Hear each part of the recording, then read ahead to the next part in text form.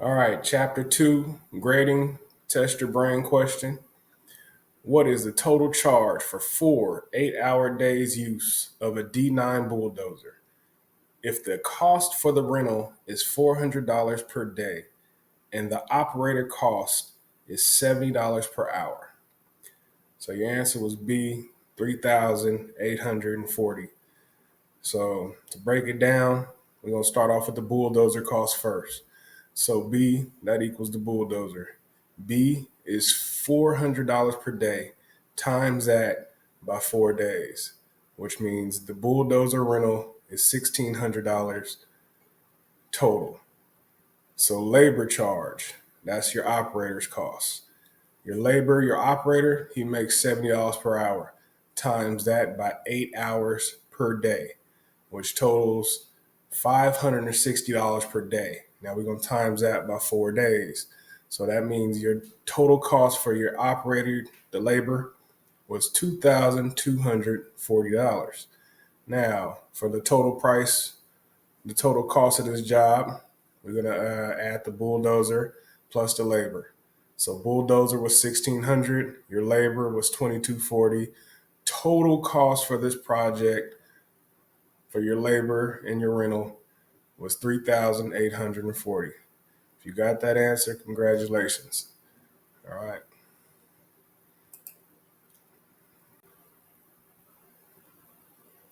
All right, welcome back. This is chapter 3, excavation. Chapter 1, it was land surveying. Chapter 2, we did grading. Chapter 3, let's start digging up stuff. So this is 13 out of 13 chapters. We're on chapter 3. I thank you guys for joining me. Let's get into it.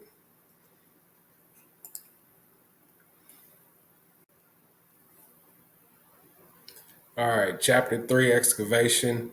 Let's get into our pre-excavation requirements. So number 1, industrial health and safety ordinance permit and a licensed contractor needs to be present. You got to have a permit and you need a licensed contractor to even start digging. Number 2, utilities must be located and marked for potential hazards. Believe me, you need to have your utilities marked out before you start digging, because if you hit various utilities, a whole lot of stuff could happen. We'll get into that when we talk about utilities. Trees, rocks, poles in the areas must be secured. You want everything secured before you start digging so nothing falls in your hole. All right. A clean level area extended 2 feet back must be kept clear at all times. So where your excavation is, 2 feet must be cleared away from that edge just so it doesn't collapse. All right. Sides of the excavation must be trimmed and scaled to prevent loose debris from falling in. Again, we don't want nothing on that edge to fall in or start a cave in. We got people down there. We don't want anything to happen to them. Safe access must be provided for workers in excavation 4 feet deep or greater. So if the excavation is 4 feet or deeper, it must be a safe access for workers to get in and out. Ladders from the base of the excavation must extend 3 feet above top of excavation. So a ladder from the bottom must extend 3 feet out of the hole for workers to climb out. All right. Any support equipment must have certification tags available on site. So all your equipment, all your excavation equipment, they must have certified tags on site available, just to make sure that equipment is properly maintained and up to code.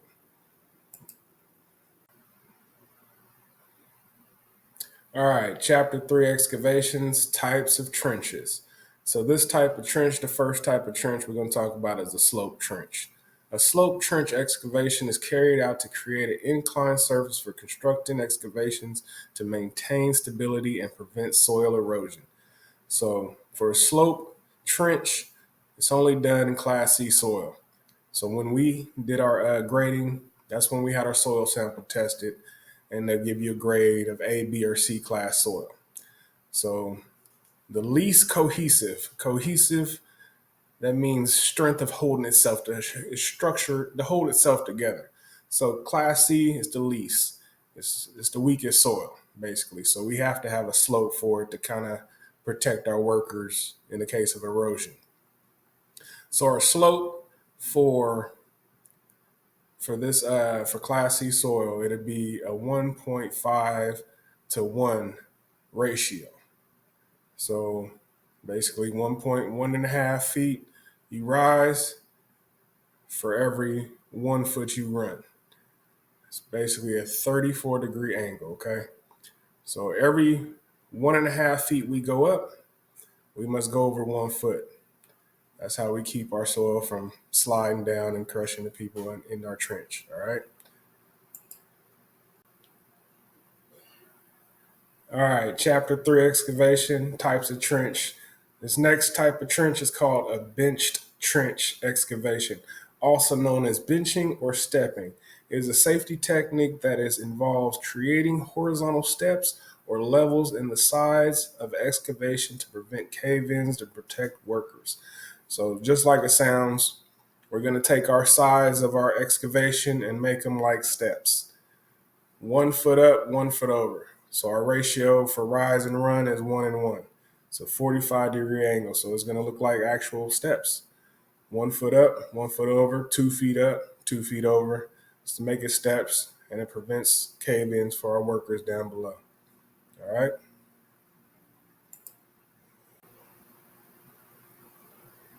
All right. Chapter 3, excavation, types of trench. This is another type of trench or excavation. So it's called sheeting. Sheeting, also known as trench sheets, is a temporary support system used in excavation to prevent soil from collapsing and moving by driving large flat sheets into the ground to create a continuous wall.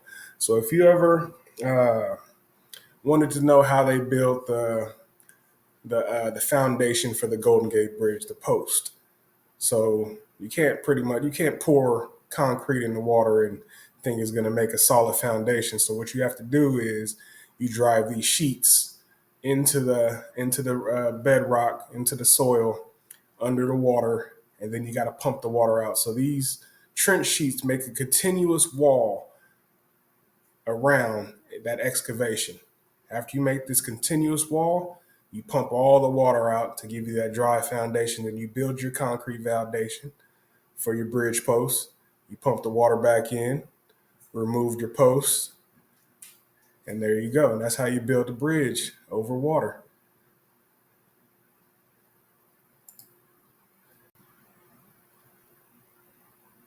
All right, chapter 3, excavations. Another type of excavation is called a trench box, also known as trench shield or sewer box. These are structures that are inserted in the excavations to protect workers and prevent cave-ins or erosion. So usually when they excavate for a new sewer system, sewer that utility is very deep. So when they do the excavation, they drop a trench box in there. It's actual looks like it's an actual box with brackets in the middle to keep from anything falling in. That box won't collapse on itself. Okay.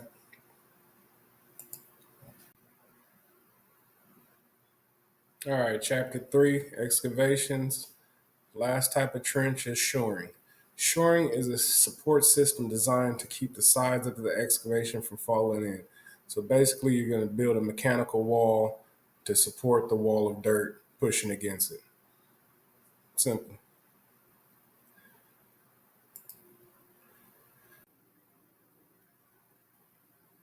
All right, chapter 3, excavation, trenching requirements. So remember, 5, 4, 3, 2, 1 rules for trenching.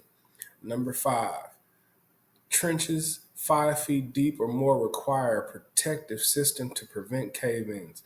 Number 4, trenches deeper than 4 feet must have a means of access such as a ladder within 25 feet of workers.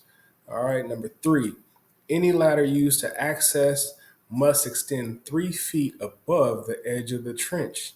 Number 2, all excavation material, spoils, all right, spoil piles, must be kept at least 2 feet away from the edge of the trench to prevent from falling in. All right, number one, a competent person must be on site to identify and correct hazards in the trench. All right, you guys.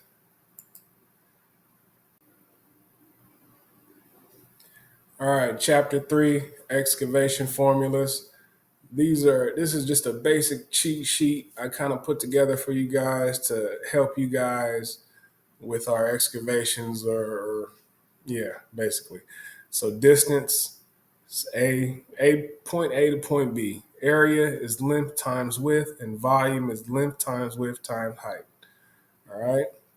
So just copy this, and when we get over to the next, you'll kind of use it as reference. It's a whole lot of math when you deal with this type of stuff, but it's a cheat sheet. I used it, I built it, and it helped me out. All right. All right. Chapter 3, excavation, concrete slab. So for our excavation that we're going to do a basement excavation. But first, we got to know how much concrete we need for our slab to go at the bottom of our excavation. All right. So area is length times width. Our volume is area times height. Okay. So for our slab, our little foundation that we're going to put at the bottom of our basement is 30 feet by 35 feet, which equals 1,050 square feet. So the volume is 1,050 times the height. The height of our foundation is 6 inches. So we're going to convert inches to feet. 6 divided by 12 equals 0.5. So our volume equals 1,050 times 0.5, which equals 525 cubic feet. So we're going to convert that to cubic yards. So we have to divide by 27. So 525 divided by 27 gives us 19.4. We're going to round up. 20 cubic yards of concrete for our slab foundation is going to be at the bottom of our basement excavation. All right.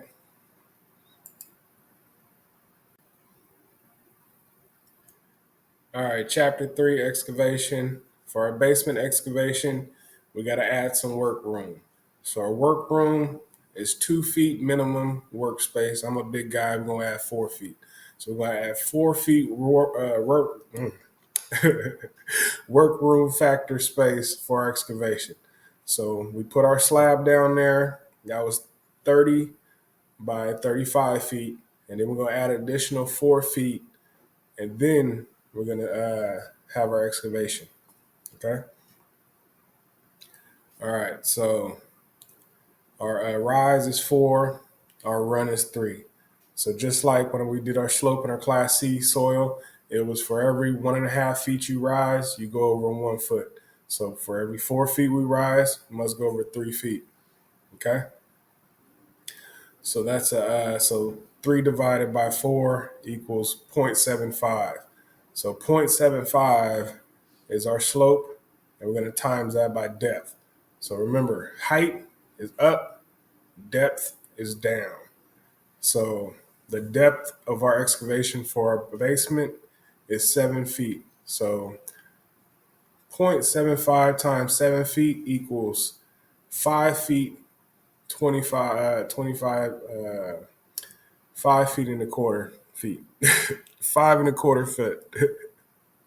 So that means from our toe of our excavation, the top of our excavation must be over 5 feet and a quarter. All right. So we're gonna rise 7 feet. We got to go over 5 feet and a quarter. Okay. I got that. All right. So our chapter 3, excavation or basement excavation. So our slab, that's in the middle. Our concrete slab for our foundation of our basement is 30 feet by 35 feet. So we're going to add 4 feet for our workman space because I'm a big guy, I told you. So that's an additional, is going to be our bottom of our base. It's going to be 34 feet by 39 feet. All right. You got to add 4 feet to all sides. So from the top of our excavation, it has to go at least 5 feet, 5 feet and a quarter. So from the top of our excavation, it's going to be 44.5 feet and by 49.5 feet. All right.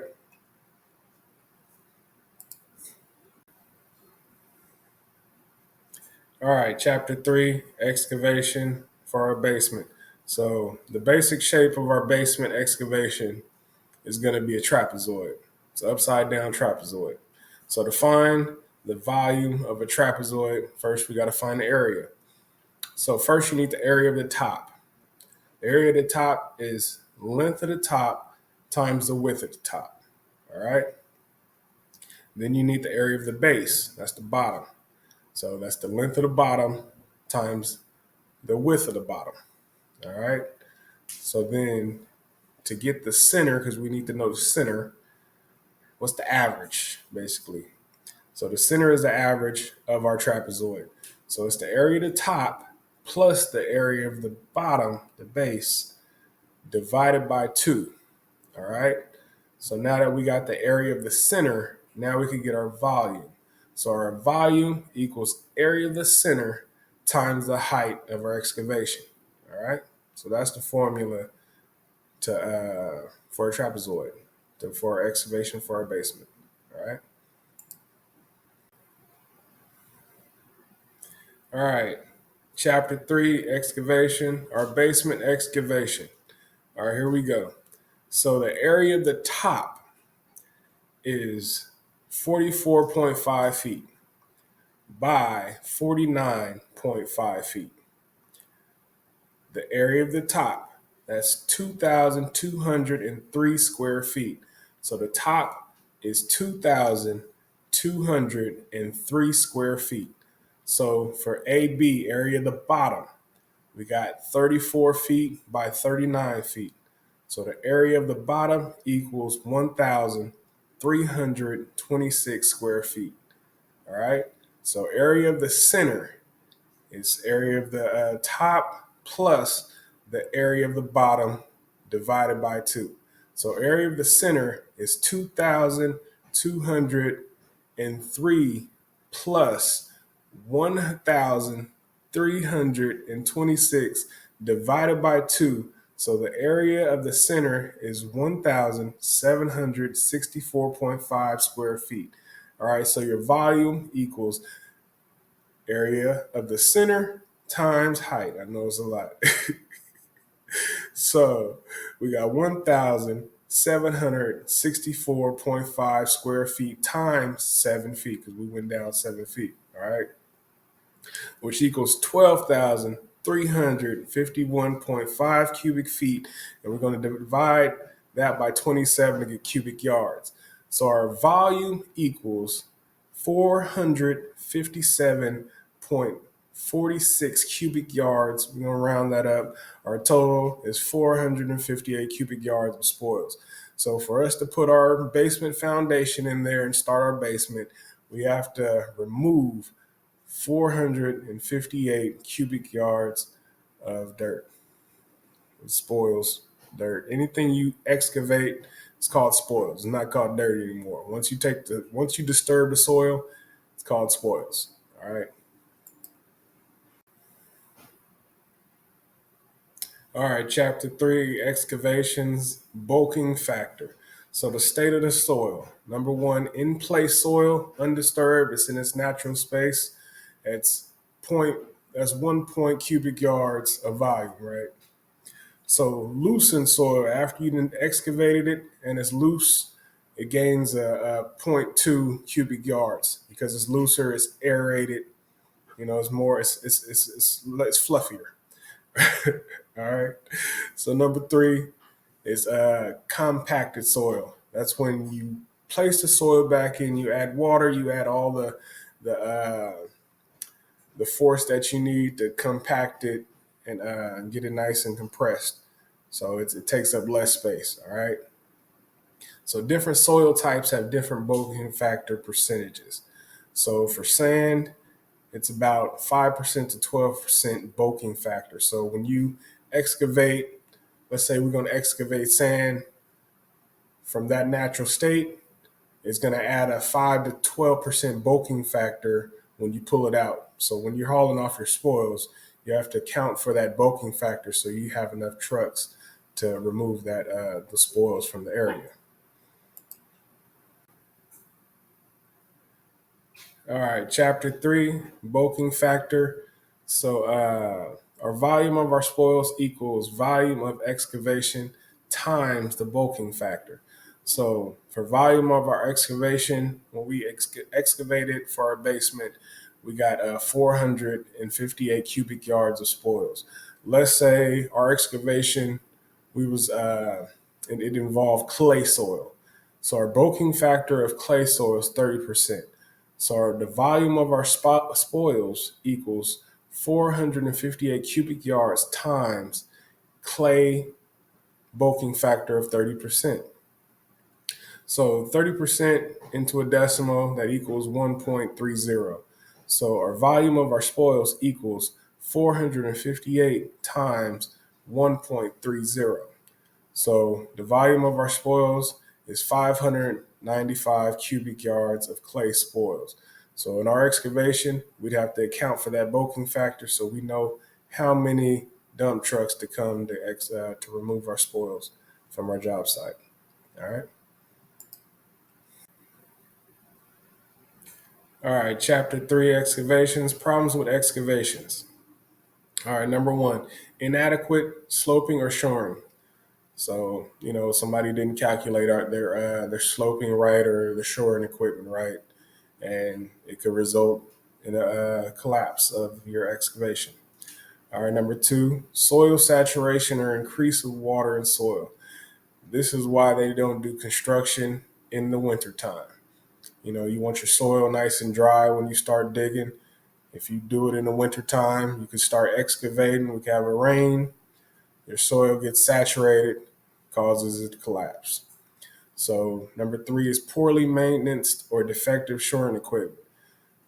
Sometimes equipment fails, but you got to keep it maintained right so that because it is holding a tremendous force behind it. All right. That's why you want your equipment to be certified and tagged, just so that it's maintained. All right. Number 4 is frost action. Just like the water being saturated in your soil, all soil has moisture in it. When it gets too cold, it could freeze up and then it could collapse that way also. All right, number 5 is materials too close to the edge. Remember that 2-foot rule. You don't want nothing too close to the edge. All right, number 6, unexpected loads or equipment moving soil, spoils. So you got your D9s out there, you got your scrapers, things moving soil around. You don't account for that traffic or that unexpected weight load from that machine, and then you still don't want it too close to the edge, but that vibration of that heavy machine could cause a collapse also. Number 7, vibrating from traffic or equipment. That vibration of that heavy load shaking the soil, it could cause a collapse. And then increase in depth of cut. The deeper you go, the more you're prone for a collapse. All right.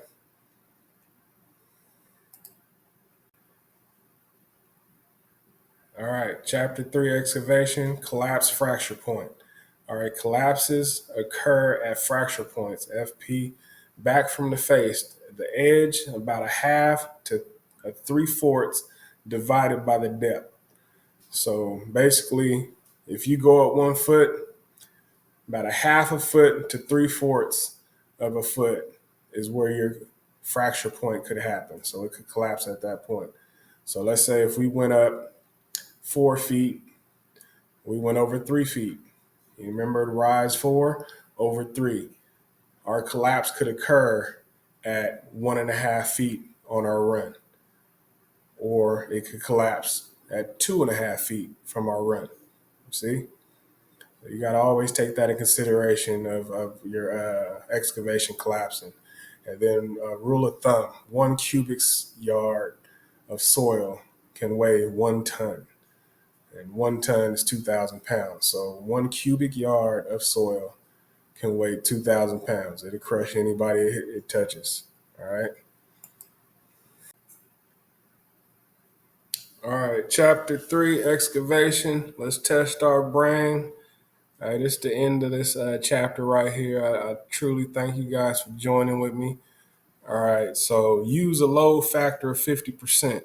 How many 10-yard dump truck loads are required to export 6 inches of paving removed from a 120-foot by 4 feet trench? All right. Thank you guys for joining me. Uh, until next time. All right.